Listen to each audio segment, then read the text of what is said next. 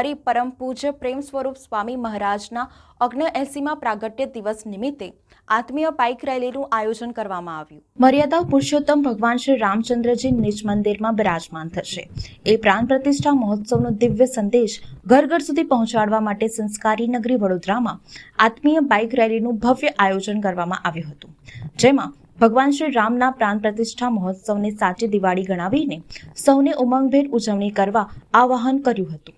તેઓશ્રીએ ઉમેર્યું હતું કે વર્ષોથી ચાલી આવેલા સંઘર્ષનો સુખદ ઉકેલ આવ્યો અને આપના જીવનકાળમાં ભગવાન શ્રી રામચંદ્રદેવ અયોધ્યામાં પ્રતિષ્ઠિત થાય તે દર્શન કરવાનું સૌભાગ્ય આપણને મળશે, તે બહુ મોટી વાત છે। કરોડો હિન્દુઓની હૃદયની અભિલાષાને સાકાર કરવામાં નિમિત્ત બનનાર પ્રધાનમંત્રી શ્રી નરેન્દ્રભાઈ મોદીને તેઓશ્રીએ ધન્યવાદના સાચા અધિકારી ગણાવ્યા હતા। આ આત્મીય બાઇક રેલી પોલો ગ્રાઉન્ડથી શરૂ થઈને 2 જુદી દિશામાં ચાલનારી આ બાઇક રેલી આત્મીયધામ માંજલપુર ખાતે સમાપન થયું હતું। સદાનંદ સ્વામી મહારાજની જય, હરિપ્રસાદ સ્વામી મહારાજની જય, પ્રેમ સ્વરૂપ સ્વામી મહારાજની જય, આત્મીય સમાજની જય, આત્મીય યુવા પર્વની જય જય જય। આજ રોજ તારીખ 24 ડિસેમ્બર 2023ના મહામંગલકારી શુભ દિને સંસ્કાર નગરી વડોદરાના આંગણે પોલો ગ્રાઉન્ડથી પ્રારંભ કરી અને વડોદરા મહાનગરના જુદા જુદા 2 વિભાગની અંદર ભવ્ય બાઇક રેલીનું આયોજન યોગી ડિવાઇન સોસાયટી હરિધામ સોખડા દ્વારા કરવામાં આવ્યું છે।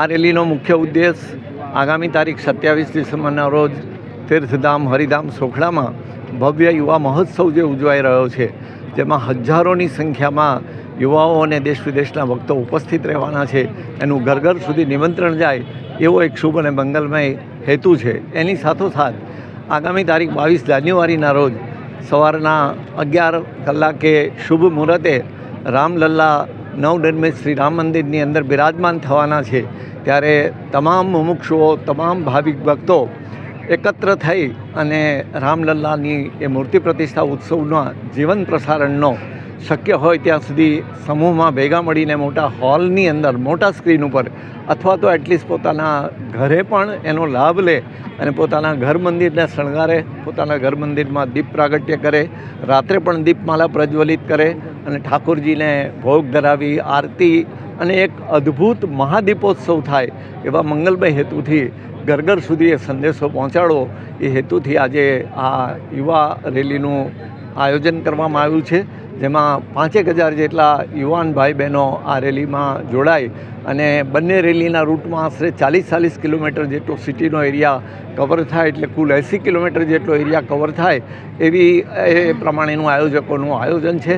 ત્યારે આપ સૌના માધ્યમથી આપ સૌ દર્શકોને પણ ખાસ નમ્ર વિનંતી છે કે 27 ડિસેમ્બર આત્મી યુવા પર્વમાં આવી અને એવા પવિત્ર ચારિત્રવાન પ્રેરણાદાયી યુવાનોના દર્શનનો અને અનેક સંતો મહાનુભાવોના મુખેથી આપણા જીવનને સદાચારી કેવી રીતે બનાવી શકાય, ધ્યેયનિષ્ઠ કેવી રીતે બનાવી શકાય, પ્રભુનિષ્ઠાના બળે કેવી રીતે જીવી શકાય, એનો એક સરસ મજાનો સંદેશો પ્રાપ્ત થાય એના માટે આપ સૌને ભાવભીનું આમંત્રણ છે। સહપરિવાર આત્મી યુવા પર્વની અંદર હરિધામ સોખડામાં સાંજે 5 વાગ્યાથી લઈને 7 વાગ્યા સુધી પ્રસાદ અને 7 થી 10 કાર્યક્રમનું આયોજન છે, તેમાં આપ સૌ જરૂરથી પધારજો।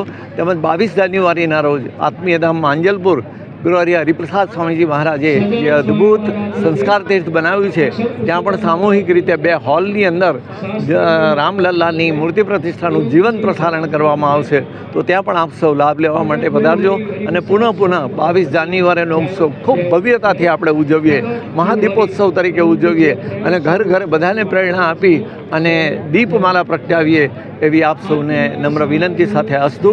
ધન્યવાદ। જય સ્વામિનારાયણ। આ રેલી ભગવાન શ્રી રામની અયોધ્યામાં મંદિરની મૂર્તિ પ્રતિષ્ઠા થવાની છે, એના જનજાગૃતિ માટે અને આમંત્રણ આપતું એક હિન્દુ ધર્મનું ગૌરવ વધારતું સરસ શુભ કાર્ય નરેન્દ્રભાઈ મોદી સાહેબના નેતૃત્વની અંદર સરસનું થઈ રહ્યું છે, ત્યારે આપણા સર્વે ભક્તજનોની એક ભાવના કે ભગવાન રામની સરસની એક શોભા વડોદરા સંસ્કારી નગરીમાં એક શોભાયાત્રા દ્વારા ભગવાન રામનો મહિમા અને ભગવાન રામની અયોધ્યાની ધરતી પર જે મૂર્તિ પ્રતિષ્ઠા થઈ રહી છે એના આમંત્રણ આપતું એક બાઇક રેલી આજે 2000 બાઇકો દ્વારા વડોદરાની અંદર 2 રૂટની અંદર અમે બાઇક રેલી કરવાના છીએ. એની સાથોસાથ આત્મીય યુવા પર્વ હરિધામ સોગડાની ધરતી પર પરમ પૂજ્ય હરિપ્રસાદ સ્વામીના આધ્યાત્મિક અનુગામી એવા પ્રગટ ગુરુ હરિ પરમ પૂજ્ય પ્રેમ સ્વામીજી મહારાજના નેતૃત્વની અંદર 27 ડિસેમ્બર આત્મીય યુવા પર્વનું અમે આયોજન કર્યું છે. પરમ પૂજ્ય પ્રેમ સ્વરૂપ સ્વામીજી મહારાજનો પ્રાગટ્ય પર્વ પણ છે. એટલે આ બંને આયોજનો આ બંને ફંક્શનો જે થઈ રહ્યા છે એની એક આમંત્રણ આપતી આ રેલી અમે કરી રહ્યા છે. આ રેલી વડોદરાના અલગ અલગ ખૂણામાં જઈ 2 વિભાગમાં વેચાવાની જઈ પોલો ગ્રાઉન્ડના મેદાનમાંથી નીકળી અને એક કાલાઘોડા થઈ, ફતેહગંજ થઈ, નિઝામપુરા થઈ અને કારેલીબાગ થઈને વડોદરાના પાનીગેટ થઈને તરસાલી થઈ, માંજલપુર થઈ, જાંબા થઈ અને આત્મીધામમાં પૂર્ણાહુતિ થવાની છે. આ 40 કિલોમીટરની રેલી છે. અને બીજી જે રેલી થવાની છે એ અહીંયા નહેરુ ભવનથી લઈને માર્કેટ 4 રસ્તા થઈ, ન્યા મંદિર થઈ, કોઠી 4 રસ્તા થઈ, રાવપુરા થઈ અને દાંડિયા બજારથી થઈ અકોટા, ગોત્રી, ગોરવા, સુભાનપુરા, વાસના રોડ, ભાયલી રોડ એ બધા કવર કરતાં મુજમવડા થઈને આત્મીધામમાં એ સંપૂર્ણ થવાની છે. ત્યાં અમે મહાપ્રસાદનું આયોજન કર્યું છે. વડોદરાના ભાવિક ભક્તો ખૂબ મોટી સંખ્યામાં જોડાયા છે. કારણ આ આપણા સર્વ હિન્દુ સમાજ માટે આ ગૌરવનો દિવસ છે. અને ગૌરવનો દિવસ આપણે પણ હિન્દુ છીએ અને ભગવાન રામની જ્યારે મૂર્તિ પ્રતિષ્ઠા થઈ રહી હોય ત્યારે દરેક ઘરની મય 22 જાન્યુઆરીએ દિવાળી ઉત્સવ તરીકે આપણે બનાવીએ, દરેક ઘરે દીપ પ્રાગટ્ય કરીએ એવી અમારા સ્વામીશ્રીની આજ્ઞા છે.